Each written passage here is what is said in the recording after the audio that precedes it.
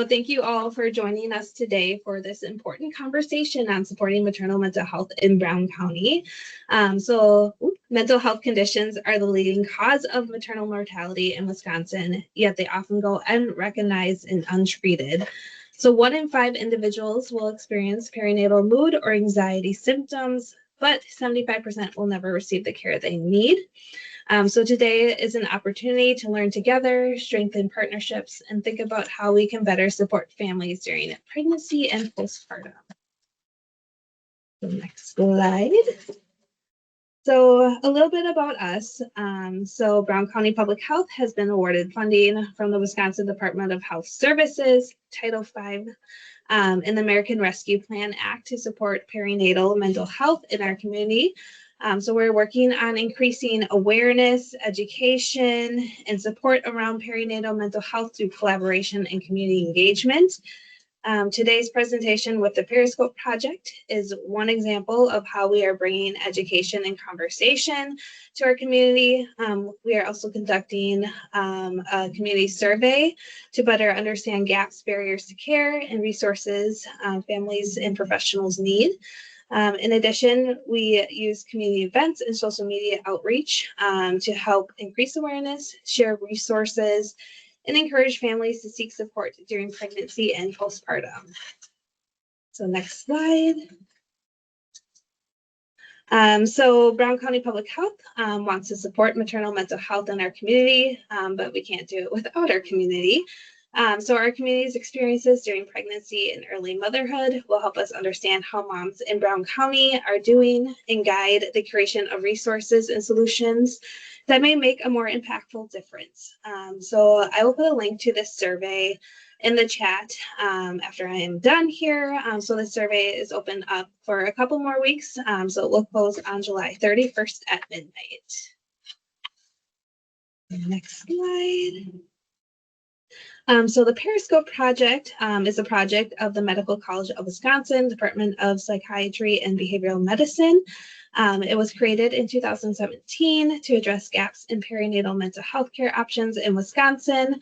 The Periscope Project is a perinatal psychiatric access program providing capacity in frontline healthcare professionals by offering 3 core services, including consultation, education, and resources at no cost to utilizing healthcare providers or the patients they care for. I will also put the link to Periscope Project in the chat as well.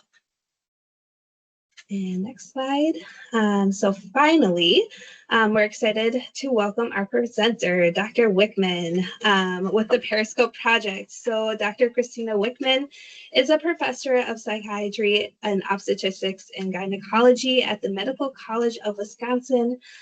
She completed residency in adult psychiatry and fellowship in consultation liaison psychiatry at Mayo Clinic. Clinically, she created and directs a co-located perinatal psychiatric service and is the co-director of Women's Mental Health at MCW.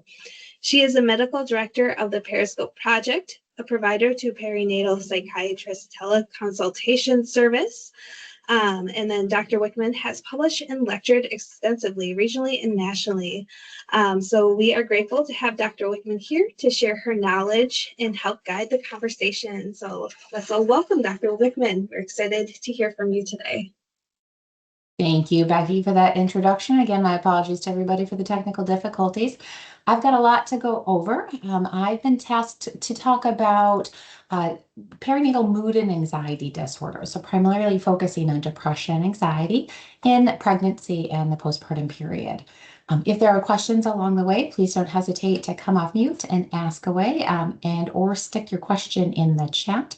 My hope is that we will have some time at the end, and recognizing we're getting a little bit of a late start, I'm going to cross my fingers on that one. So we'll see how it goes. All right, so as Becky said, oopsies, we're already getting ahead of ourselves. So as Becky said, About 1 in 5 women will experience a mental health condition during the perinatal period. My hope is that I'm preaching a bit to the choir about the importance of maternal health, because again, this is not going to just impact that one woman, but her entire family. And also, as Becky said, about 75% of women will go untreated or undertreated when they are experiencing a perinatal mood or anxiety disorder. Thankfully, mental health conditions are the leading and most preventable cause of maternal morbidity and mortality. So this graph is looking at all of the things that women unfortunately die from in pregnancy in that first year postpartum. And other than the other component at 32%, 23% are secondary to mental health conditions, primarily being overdose, secondary to substance use disorders, and suicide. The other most important thing to see here is that risk is highest for mental health conditions very late in the postpartum period. And so while women may have a lot of touch points with their community, their obstetrician, their midwife during pregnancy and early postpartum, that falls off fairly precipitously post that 6 or maybe 8-week visit postpartum. But it's just as important, particularly for mental health, that we remain engaged with these women, given their high likelihood of development of a mood or substance use condition. There's a lot of factors that are associated with an increased risk of development of a perinatal mood or anxiety condition. Some of these are listed here. Some things make a lot of sense, right? If there's not a lot of social support, that women are living alone, or there's relationship conflict. Unfortunately, our younger parents have a higher risk of almost 25% struggling with a mood or anxiety disorder. If they have a pregnancy while they're a teenager. Maybe not as well known as multiple children, particularly when there's less than a year interval between pregnancy and a subsequent pregnancy. Certainly, it makes a lot of sense if women already have a mental health history or a family mental health history that those women are at higher risk.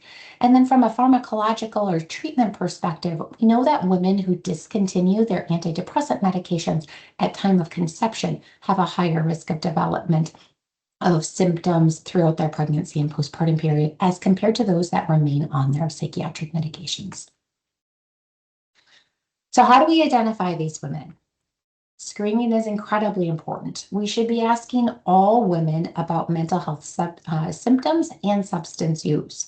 Certainly, we can't tell by just looking, and we shouldn't just assume that women are going to feel comfortable in sharing with us that they're struggling with mental health or substance use concerns. Again, recognition that this period of vulnerability is a long period all throughout pregnancy and that first year postpartum. So we shouldn't just be screening once, checking it off and saying good enough. We need to be screening and asking women about their symptoms at multiple points throughout the perinatal period. Guidelines typically recommend at that initial prenatal visit, whenever that may occur, recognizing that if women are presenting late to prenatal care, that indicates that they may be at higher risk for having a mental health or substance use condition. We recommend screening again later in pregnancy, maybe around that 28-week gestation, when they are already doing some screening for, say, gestational diabetes. They're going to be hanging around the office for a minute, so let's utilize that time to screen at that point. We recommend screening again relatively early postpartum, 2 to 4 weeks. You'll notice that I don't have at time of delivery or in the first 2 weeks postpartum. At time of delivery, there's a lot of risk of developing a false positive. These women are oftentimes sleep deprived, they're in pain, they've been up for several hours, there's lots of emotions and hormones shifting. It's not a great time to screen them for anxiety or depression. And neither is the first 2 weeks postpartum, because we know that that period of vulnerability, oftentimes lovingly called as baby blues, or what I like to call it, that hot mess mama phase. All women are supposed to have some mood lability and tearfulness and anxiety in those first couple of weeks postpartum, but that should dissipate by week 2 to 3. So that's where that sweet spot of screening in that early postpartum period of weeks 2 to 4. And then again, screening at maybe 12 weeks postpartum, when here in the US, a lot of women are returning to work, and that's another high risk transition period. And then again, later in that late postpartum period, maybe with the help of our pediatricians or other family practice providers that are seeing women and or their baby, to be able to screen again, recognizing that is that high risk period of time for maternal mortality. There are several different validated screening tools for depression. These are the two most commonly utilized ones for pregnancy and postpartum. The Edinburgh Postnatal Depression Scale, or EPDS, is validated specifically for use in the perinatal period. The nice thing about the EPDS is that it does take away some of those physical or somatic symptoms that we know has overlap with pregnancy. What do I mean by that? Sleep, fatigue, appetite changes. We know that those may change with pregnancy, and it doesn't mean that they're necessarily depressed. This screening tool eliminates those. It also has a sub-scale for anxiety embedded within it. Questions 3, 4, and 5 within the EPDS are specific to anxiety, so you get a little bit of a 2-for-1 if you do utilize the EPDS.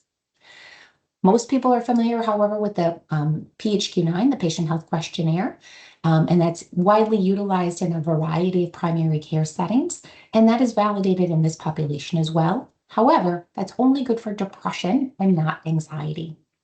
So this is where anxiety screening tools should also be utilized.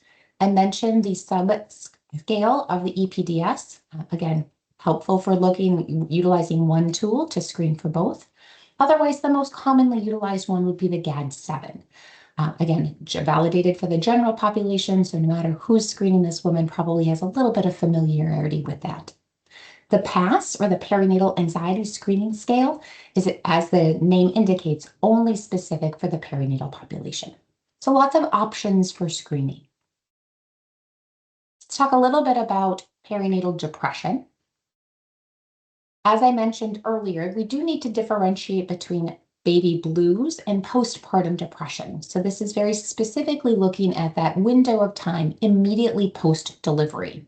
So the baby blues, again, 1 to 2 weeks post-delivery, impacts the vast majority of women who give birth. About 80% of women will experience the baby blues. What does this look like? Pretty prominent mood swings in that immediate postpartum period, maybe anxiety, difficulty with sleep, tearfulness, mood lability.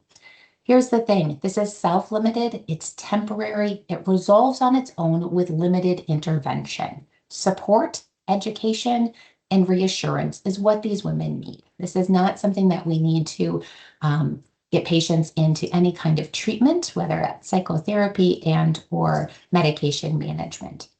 However, postpartum depression, if it begins in those early weeks, it's not going to resolve by that 2 to 3 week post-delivery phase. So this is longer lasting and it much more severe. So it impacts ability for that woman to care for herself or for her baby. So that impact of functioning is quite prominent with this. And so that's kind of something that we need to keep in mind when we're differentiating between these two. Because the criteria for postpartum depression is no different than diagnosing depression at any other point in an adult's life. The criteria remains the same. It's only that when it occurs is that postpartum qualifier. So in order to be diagnosed with depression, women need a minimum of 2 weeks of symptoms that are impacting their life and their functioning every day or more days than not for those 2 weeks. One of 2 symptoms has to either be depressed mood and or anhedonia, which is loss of interest or pleasure, as well as 5 or more of these other criteria, these secondary criteria, in order to have a diagnosis of depression. So by this definition, if a woman had 0 symptoms at all throughout pregnancy, had delivery, and now is 5 days postpartum, struggling with tearfulness, mood lability, difficulty of sleeping, and she picks up the phone and she calls her midwife or her OB and says, I think I have postpartum depression. The answer is no. You've only been struggling with symptoms for 4 or 5 days at most, right? Let's see how this resolves and see what happens. Provide her with education about baby blues and plan to follow up with her at that 2 to 3 week mark and see how she's doing at that point. As I mentioned, depression and pregnancy, same diagnosis and diagnostic criteria as at any other point. That being said, depression is often overlooked in pregnancy, and that's because there can be a lot of overlap with these somatic symptoms that I mentioned. Well, of course, you're not sleeping well. You're pregnant. Of course, your eating pattern has changed. You're pregnant. Of course, you're more tired. You're pregnant, right? And so it kind of gets poo-pooed and dismissed, unfortunately. So utilizing these emotional symptoms to help guide our diagnosis can be quite helpful. We also know that women who are struggling with physical symptoms are more likely to have a mental health disorder, and women who have a mental health disorder are more likely to struggle with physical symptoms. And frankly, it's a lot easier for a lot of women to talk about their physical symptoms versus their emotional symptoms. Having a lot of back pain, having headaches, got sciatica, I'm nauseous all the time. Um, I get short of breath when I'm walking up a flight of stairs. I just don't feel good, right? That's much easier to portray to your healthcare provider than maybe I'm anxious, I'm depressed and crying all the time. I I'm not looking forward to anything. So when women are calling nurses or their obstetrical providers with a lot of physical complaints, that should be a little bit of a light bulb for us to say, hey, is there something else going on? Not that we dismiss their physical symptoms, but we also should make sure that we're not missing something from a mental health perspective as well. It is important that we are assessing for suicidal ideation. It is not uncommon, unfortunately, for pregnant and postpartum patients to struggle with suicidal thoughts. All of these screening tools that I discussed should have an item asking about passive death wish or suicidal ideation. That being said, there's a huge difference between passive death wish and suicidal ideation with intention and plan. That is a big old continuum. And just because it's not uncommon for women to experience passive death wish or suicidal ideation doesn't mean that we don't ask about it to see where they fall on that continuum. It's really important to understand how much of the alarm we sound. Is this a person who needs urgent or emergent psychiatric evaluation if they're expressing suicidal thoughts with intention or plan? Let me give you an example. It's not uncommon for women to say, if I get hit by a bus today by no fault of my own and died, that would be okay with me. Or if I don't wake up tomorrow morning, that would be okay with me. But I'm not going to go and step in front of that bus purposefully. I'm not going to run my car off the bridge. Like, that's not what I want to do. I don't feel great. And if I died, that would be okay. But I don't have the intention or plan on actually acting on any of these thoughts. So in order for somebody to be deemed at an imminent risk for suicide, they not only need the thoughts, the actual thought of suicide, but they need the intention and plan to act upon in a short time frame. So those are the three things that are needed. It's not to say that women who are experiencing passive death wish or suicidal thoughts without intention or plan don't need help. They do, but it's a different level of severity. One really powerful question to ask is, what has prevented you on acting on these thoughts? Again, asking specifics is not going to increase the risk of women acting on any of these suicidal thoughts. If anything, it's going to demonstrate that there's somebody who is engaged and caring and wants to understand what they're feeling to better support them. So that protective question, what has prevented you from acting on these thoughts, is really powerful because it tells you about their protective factors. I would never do that to my baby, my unborn baby. I'd never do that to my children, my partner. It's against my religion. They can tell you all of these things, the reasons that they wouldn't act on these thoughts. What's much more concerning to me is that women have had a history of suicide and can clearly articulate a plan, that they have some intentionality behind or access to means, and they have a hard time giving me some protective factors. Switching gears to perinatal anxiety. We talk a lot about postpartum depression and depression in pregnancy. I think we are starting to do a better job about screening and assessing for perinatal anxiety disorders as well. And we should, because they are just as common as perinatal depressive disorders. We also know that depression and anxiety can oftentimes be seen together, and it may represent a spectrum of symptoms that's a little bit more difficult to treat as compared to simply anxiety or depression alone. So it is important to understand if they're also experiencing anxiety symptoms. Again, similar to depression, an anxiety disorder can predate the pregnancy. It can have onset during pregnancy, or it can be a new diagnosis postpartum. Depending on the specific type of anxiety disorder, it may present very differently. Very often, women with anxiety disorders have a hard time relaxing. They have persistent and excessive worries. They describe themselves as a worrier.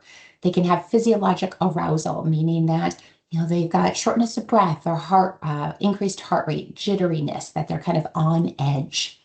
And they also have intrusive thoughts. This is true for the general population who may experience an anxiety disorder. This is really prominent. We see this a lot in our pregnant and postpartum individuals. Unfortunately, intrusive thoughts in a perinatal patient oftentimes surround harm coming to their infant. It's incredibly common, these thoughts. Now, the difference with these, it's kind of like what we talked about with that spectrum of suicidality.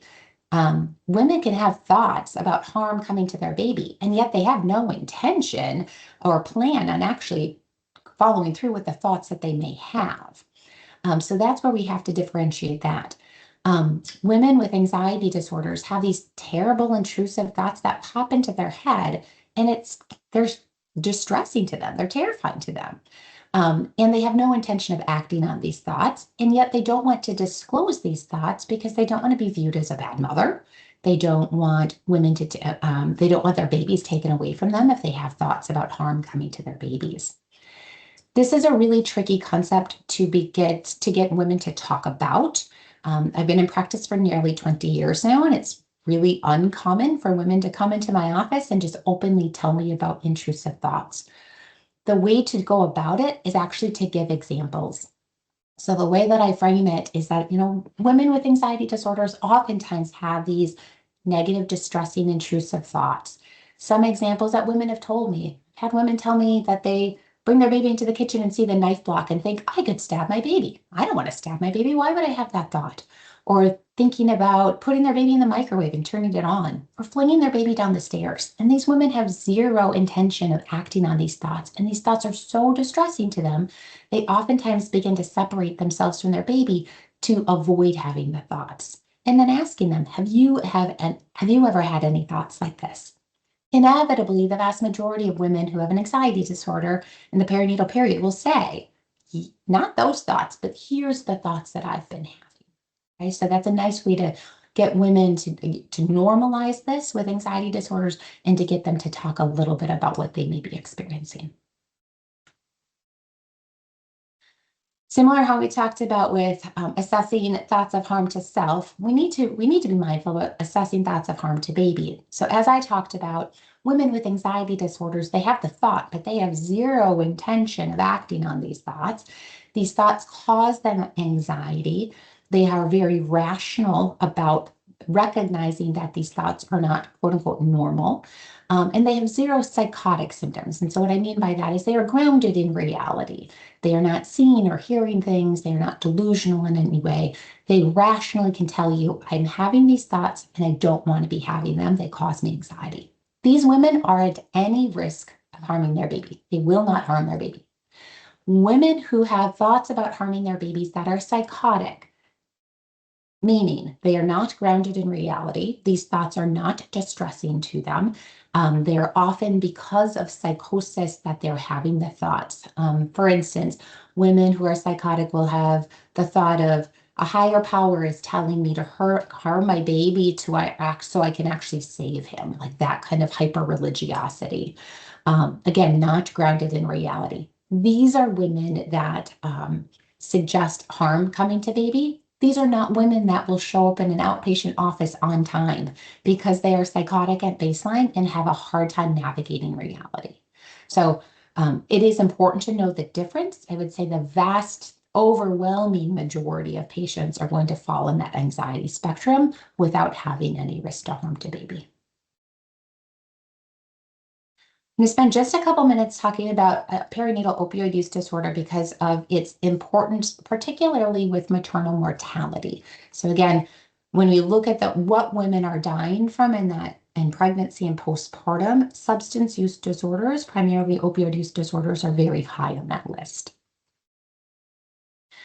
We should acknowledge this bidirectional relationship between perinatal opioid use disorders and mental health disorders. So women who have an underlying mental health disorder are a higher risk for development of a substance use disorder, and vice versa. Those who have a substance use disorder have a higher risk of developing a mental health disorder as well.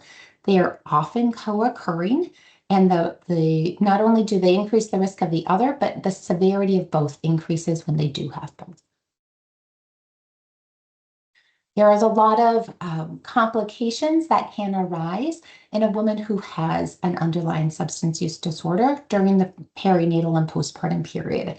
There's certainly several obstetrical and maternal consequences, both to untreated maternal mental illness as well as substance use disorder. So this kind of Venn diagram looks at what can happen with mental health conditions, what can happen with substance use disorders, and what can happen with both of them co-occurring.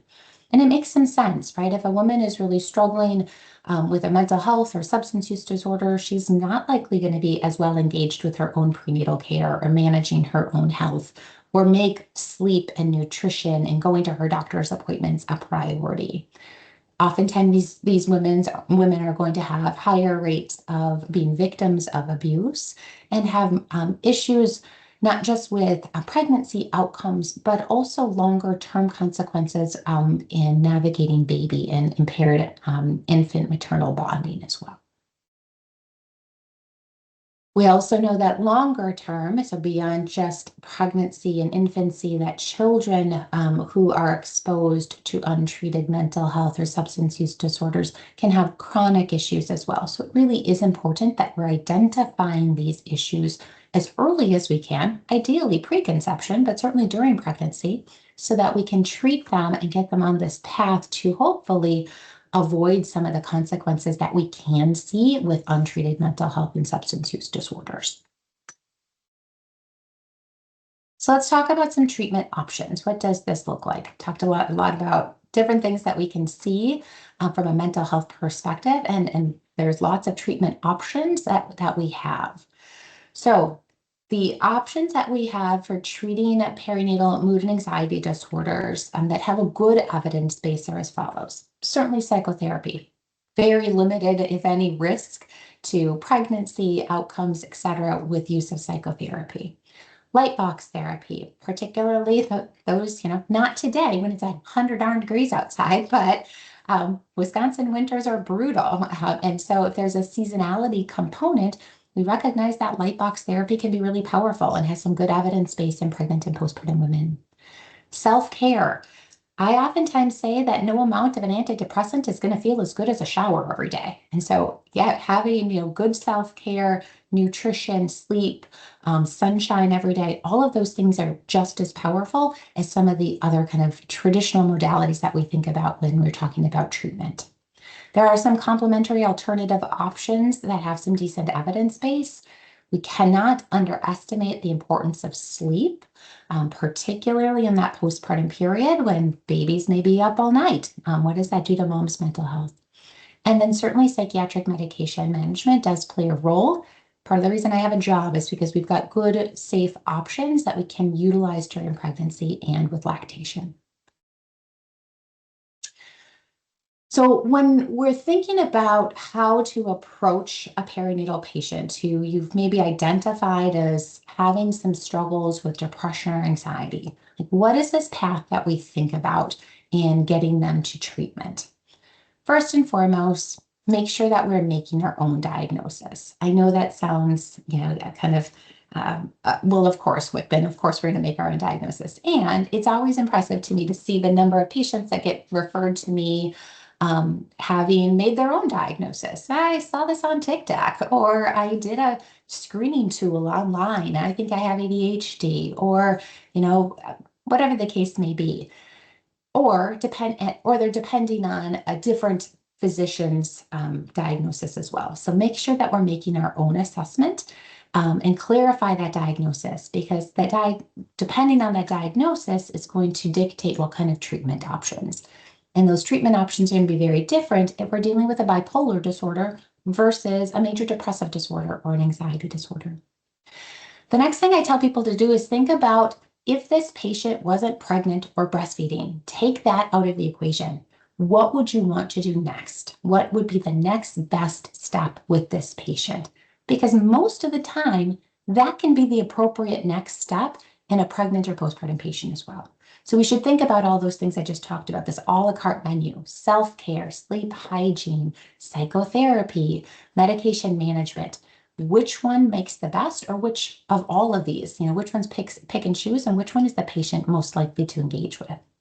And then particularly with medication management, that's the last step that we do, is kind of think about the evidence base that we have with psychiatric medication use in pregnancy and lactation, apply that evidence base, and talk about that risk scenario with that individual patient, the risks of the medication versus the risks of her untreated symptoms. Oh, look, I skipped ahead. So this is what we have to talk about when talking about medication. So this risk conversation. And I think we oftentimes have so much focus on the risks of the medications that we forget that there's clear consequences of having untreated mental health symptoms in pregnancy, not just for that patient, but for that fetus, that neonate, and that child long term. So I'm going to go through just a few medication classes just to be able to demonstrate some of the safety, particularly with our most commonly utilized medication classes. So the SSRIs, or serotonin-specific reuptake inhibitors, are the most commonly utilized class of medications to treat depression and anxiety, again, in the general population, and that we have the most data with use in pregnancy. These are easy to use. They have a high therapeutic index, meaning that even in overdose, they're relatively safe. And we can navigate these common side effects: headache, GI upset, maybe some weight gain, sexual dysfunction. Okay, we know what we're dealing with. We've got tons of data with their use in pregnancy. Well over, literally hundreds of studies that we have with SSRI use in pregnancy. What if all of that kind of collective data is showing us? We're not seeing an increased risk in major malformations. We are seeing a very limited risk, if any risk, of persistent pulmonary hypertension, or PPHN. That means when the baby's born, that fetal circulatory system kind of clicks over. There is a very small risk that there may be some issues with that. And again, data is controversial at best, but limited risk, if at all. What we are seeing most commonly are twofold. The first is that of a withdrawal type syndrome, or neonatal abstinence syndrome. If you've ever worked with an adult who has taken an SSRI and they've stopped it cold turkey, they can feel pretty crappy for a couple of days after they've stopped their antidepressant medication. They describe feeling flu-like, achy, they just don't feel great, maybe some electric shock-like sensations or headaches. Babies can't tell us what they're experiencing, but what we know in research is that about 30% of exposed babies to SSRIs in pregnancy will experience some withdrawal-like symptoms. What does that look like for a kiddo? They may not feed as well, they may not sleep as well, they may be more irritable and jittery. What do? We swaddle them up tight, skin-to-skin contact, small frequent feedings. We just get babies through that short period of time. Importantly, this can happen with any serotonergic-based antidepressant, and it can happen at any dose. So this is not a reason that we would decrease the dose in the third trimester to try to minimize this. All we're doing then is increasing the risk of mom to have an exacerbation of her symptoms postpartum. The other most common thing that we see is postpartum hemorrhage. Now, we know that serotonin impacts platelets, or platelet function. Platelet function increase bleed risk. That's true for anybody taking these medications. And so what does that mean for a pregnant patient? That means that there's a higher risk of bleeding at time of delivery. It's not something that we have to negatively or do anything different with. We're certainly aware of that, but that is something that we can control if that does occur.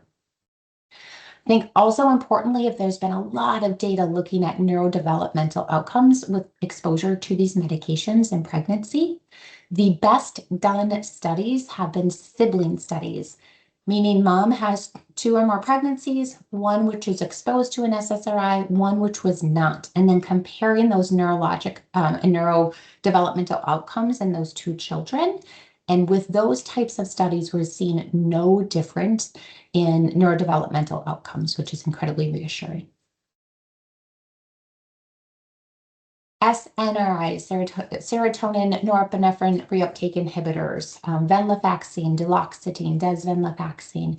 Again, quite a bit of data with this class of medications as well, not as robust as the SSRIs, but certainly enough that we have some comfort in utilizing these medications if they've been the most effective medication type for this patient. So a couple of systematic reviews that have been done, we've not seen an increased risk of major malformations.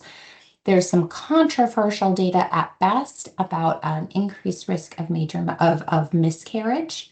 And we do know that particularly with venlafaxine, there can be an increased risk of higher blood pressure. So that is something that we would always monitor with any patient starting these medications.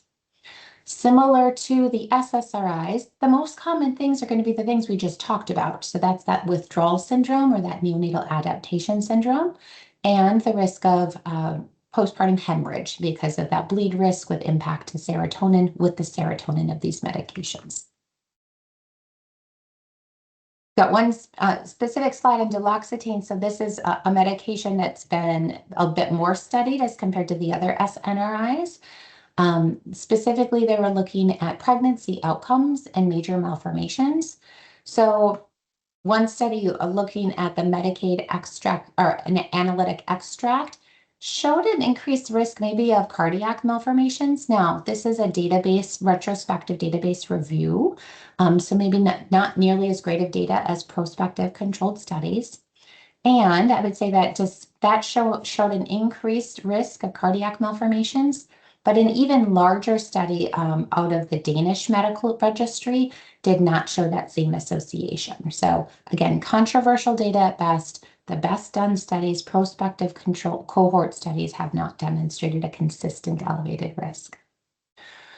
Similarly, with pregnancy outcomes, if we look at preterm birth, small for gestational age, or preeclampsia, you can see in the parentheses that confidence interval crosses 1. So again, very low risk, even no risk at all because of that confidence interval crossing 1. What we do see a higher risk of is what we would anticipate, that postpartum hemorrhage, that relative risk of 1.5. And again, it's because we know that impact that serotonin has on platelet function. So this is not a surprise to us.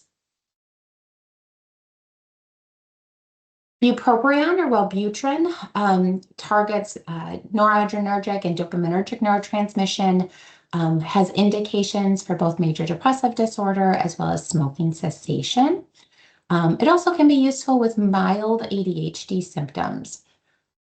We have certainly less data with bupropion as compared to the SSRIs or SNRIs. However, if patients have failed SSRIs and SNRIs, and now they're on bupropion and they get pregnant and they're doing well on bupropion and don't want to discontinue, it doesn't make any sense to go back to the SSRIs or SNRIs that they failed. There's nothing different about pregnancy that's going to make them more receptive to having improvement in symptoms.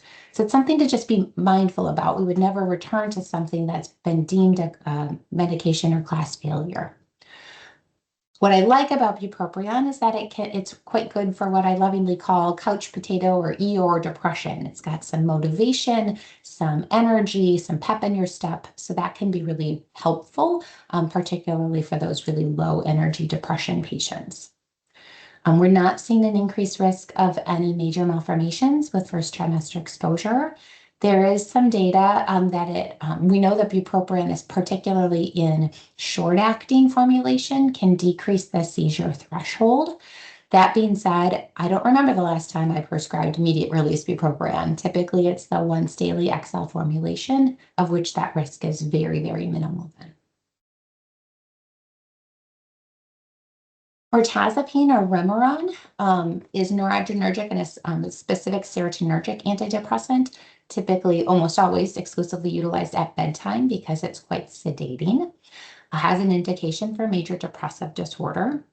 The numbers of exposures that we have with mirtazapine are increasing, but they're still quite low as compared to some of the other medications that we have data for, but reassuring for the data that we do have. The really nice thing about mirtazapine is that our OB colleagues have done some studies utilizing it in women who have hyperemesis gravidarum. So they're having a hard time with nausea and vomiting and keeping food and fluid down and staying hydrated. Independent of depression symptoms, this medication has been helpful for women who have hyperemesis.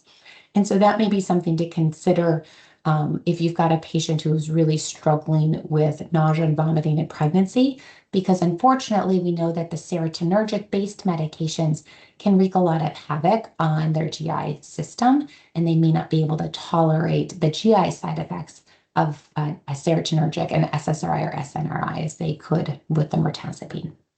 Now, that being said, mirtazapine also oftentimes will increase weight gain or have weight gain associated with it, which can be tolerable in pregnancy, maybe not so much postpartum.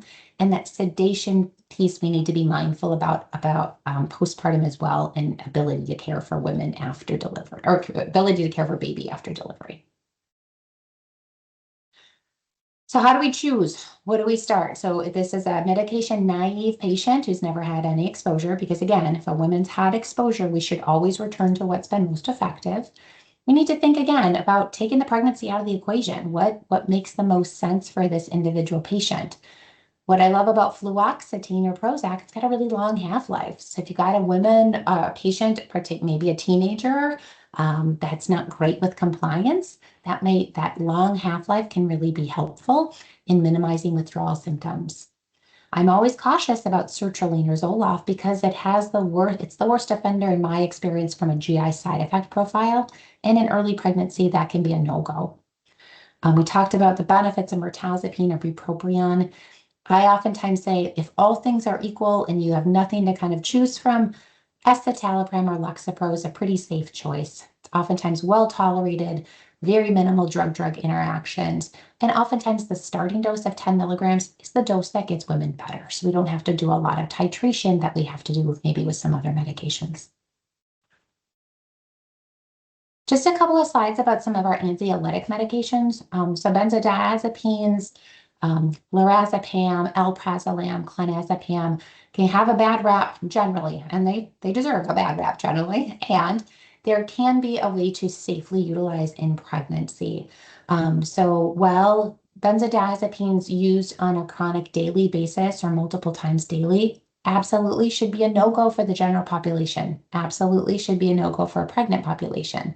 However, if we've got a patient with a really terrible anxiety disorder who's having a hard time going to the grocery store, getting to her OB appointment, making it to her therapy appointment, or bridging to effectiveness of an SSRI, low dose, very sparing use of a benzodiazepine may be very useful. Gives her a little bit of control over her symptoms. Again, no more than 2 to 3 doses a week to help bridge her to effectiveness of psychotherapy or to medications, and to get her a little bit functioning so that we can have all of these other things take place and take help. So it's something that we're mindful of, but we have to be very cautious about amount of use.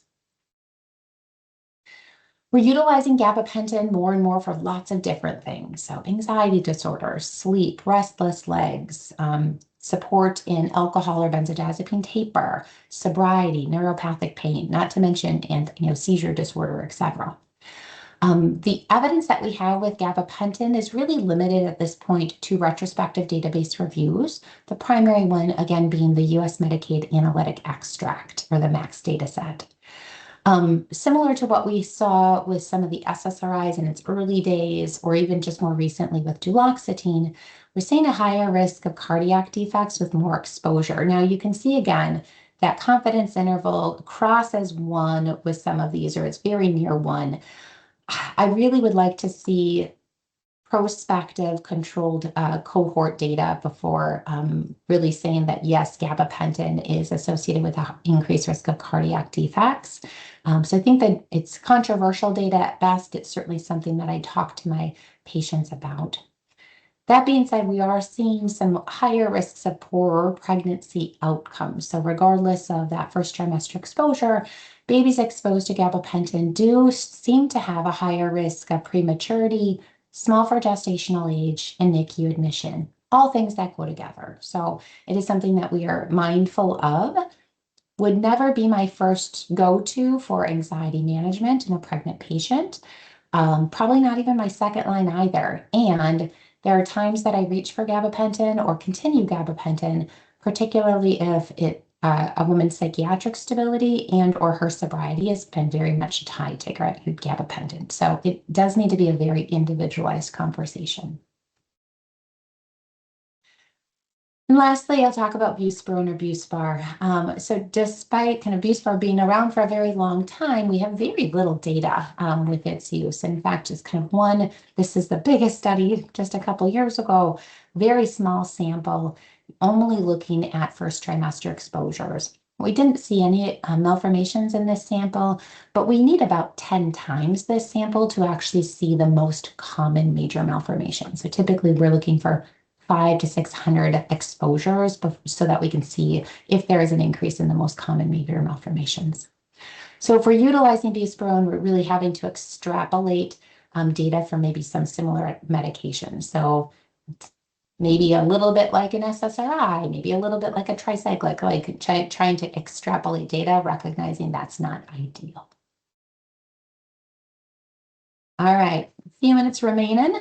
I'm going to go through just things that we should think about for lactation. So most questions that I get about lactation are really focused on that relative infant dose, i.e. transfer rate. That being said, it's not the only thing that we should be considering. It's one of three. So we need to think about the transfer rate, the impact on breast milk supply, as well as the impact on ability to parent. So when I talk about the relative infant dose, i.e. transfer rate, the American Academy of Pediatrics has a relatively arbitrary cutoff of 10%. So they deem it safe to utilize with lactation if mom's dose into breast milk is less than 10%. Great, arbitrary, but that is what we have. I would say that the vast majority of psychiatric medications that we have available, including everything that I shared with you today, fall below that 10% rate. Two big exceptions with the psychiatric medications include lithium and lamotrigine, both mood stabilizers that we use for management of bipolar disorder. And it is always best that as long as the medication remains effective, that we should continue that with lactation. We should not be switching things just because one may have a slightly less transfer rate into breast milk. We should also be thoughtful about impact on milk supply. So any anticholinergic medications will have drying effects. So over-the-counter sleep medications like diphenhydramine or Benadryl, duloxamine, i.e. Unisom, tricyclic antidepressants, all can be quite drying and decrease milk supply. Very high doses of serotonergic medications, typically at max or above FDA max. There's some reports that can decrease milk supply. And then any medication that impacts dopamine and prolactin can either positively or negatively impact supply. Most noteworthy of this right now is aripiprazole or Abilify, which is consistently demonstrated to decrease milk supply or cause lactation cessation altogether. So something to be aware of. And then when I talk about impact on ability to parent, the primary thing that I'm talking about is that of sedation. So if they are too sedated to be able to care for baby, particularly overnight, we need to think about a plan to be able to support parenting overnight. So any sleep medications, anxiolytic medications, or anti-anxiety medications, again, sedating, antipsychotics, or tricyclic antidepressants or mirtazapine would all fall into this category. I cannot harp enough on the importance of preconception planning. So all of this makes my job so much easier if we know that a pregnancy is coming. And so What I always ask is that if you are seeing or caring for a reproductive aged woman, one of the questions you should always be asking at nearly every visit, honestly, do you plan to get pregnant in the next year? Because if she does, great, let's have a conversation about what your medications are like and so that we can plan that. And if you don't have the time to be able to address that at that visit, at least to say to that patient, if and when you do get pregnant, don't stop your psychiatric medications. Call me first so we can have a conversation about what to do. So even just giving them that anticipatory guidance is really powerful. And if they're not planning on getting pregnant, again, going down the course of, okay, what is your conception plan? What are you doing to prevent pregnancy at this point? Is there a way that I can help you with that as well? All right. We talked about Periscope at the beginning. I just want to reinforce the importance of these kinds of programs, and not just because I'm the medical director. So we know that perinatal psychiatric access programs can provide real-time evidence-based subspecialists right at your fingertips. So the Wisconsin's Maternal Mortality Review Committee recommends the use of Periscope or programs like it, as does the American College of OBGYN. Periscope was one of the first in the country to develop a perinatal access program, only the second in the country. So we really looked at one of the flagship programs, but now there's over 20 other states that have similar programs. And so this model's really been followed to be able to support frontline healthcare providers in caring for their patients. The whole goal of these programs is to increase access for subspecialists like myself by building the capacity of our frontline healthcare providers through education and teleconsultation support. The primary component of programs like Periscope is this provider-to-provider teleconsultation. You pick up the phone during business hours, you get connected to triage, and you have a conversation with them, and they connect you with somebody like me quite quickly. So I oftentimes liken this to a curbside consultation. You're walking down the hallway and you see me and say, hey, I just want to run this case by you, Wickman. What are your thoughts about this case?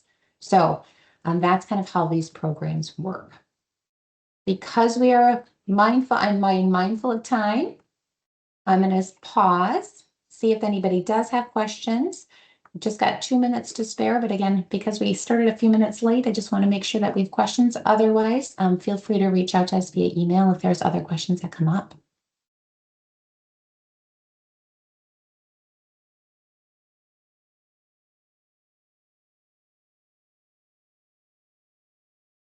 Great. Well, thank you again for your participation today, everybody. I hope this was helpful. Enjoy the rest of your day. Stay cool, everybody. Take care. Thank you so much, Dr. Wickman. Absolutely. Thank you, Becky. Appreciate you having us.